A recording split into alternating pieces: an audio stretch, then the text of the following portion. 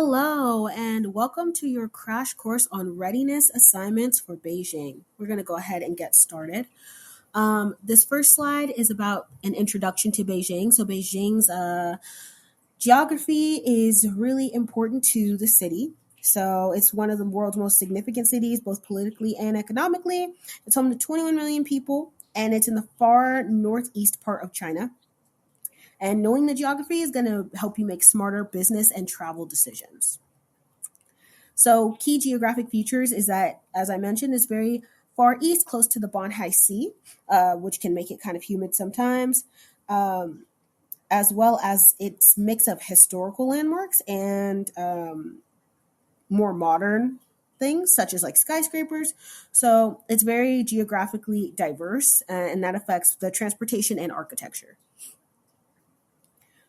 So Beijing's climate, as previously mentioned, because of the geography, can be very distinct. So the summers can get quite hot and humid, sometimes reaching above 90 degrees Fahrenheit, while the winters are very cold and dry, sometimes reaching below freezing. So knowing the time of year that you're going can really help you make smarter business decisions, especially in how you dress.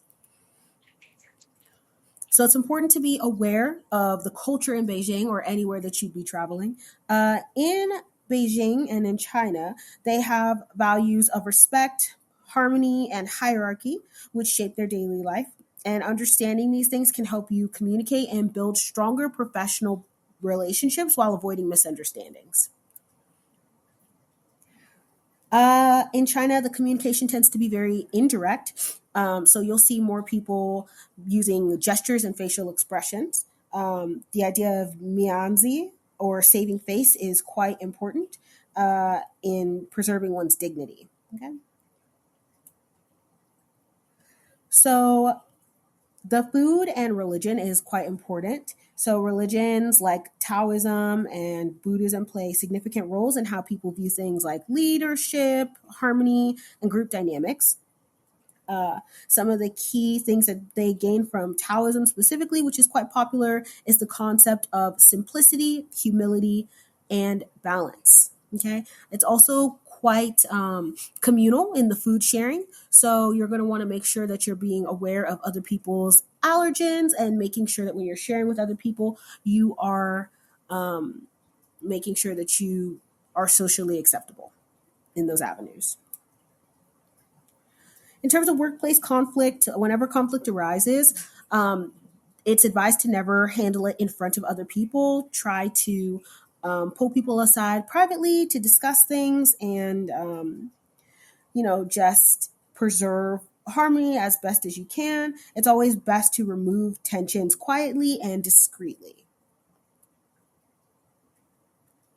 In terms of social and business dinners, team dinners are a way to celebrate successes, big successes like milestones.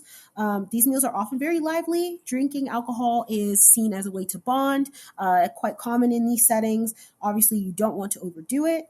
And when sitting with people, make sure that you are aware of the guest sat to the far left side of the table, as often that is the most esteemed person and most honored guest. So when building relationships with your team in business settings, small talk is quite important. Just a few minutes of like casual conversation before a meeting is, a good way to build trust, and it helps build stronger relationships and ease tensions. You don't want to rush this. It's quite important to, let the trust grow over time. So some of the key resources, if there's anything that was, maybe not discussed or that you have questions about, you are going to want to reach out. You have options. So in terms of internal resources, there are training manuals, your company-sponsored mentor who you may have been assigned, and the HR guidebook for any rules that you might be questioning about. In terms of external resources, we advise you to, check out Chinese etiquette guides, look through approved news sources, and maybe download a language app in order to, get a better grasp on the language before traveling. And some quick tips are things like, learning the gift giving customs, like avoiding eye contact and taking and accepting gifts with both hands. And just learning more about nonverbal communication